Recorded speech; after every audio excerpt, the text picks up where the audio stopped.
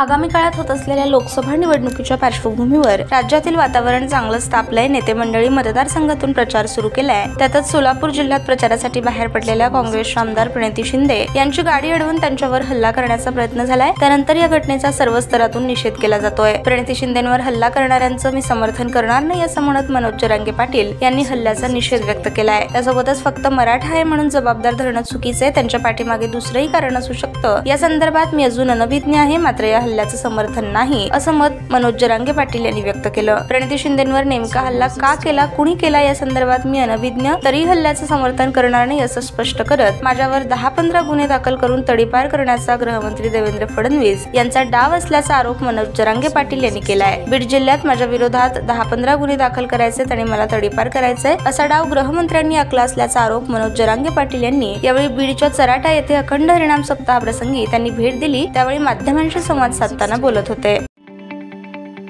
ताज्या बातम्या पाहण्यासाठी प्राईम महाराष्ट्र न्यूज चॅनलला सबस्क्राईब करा।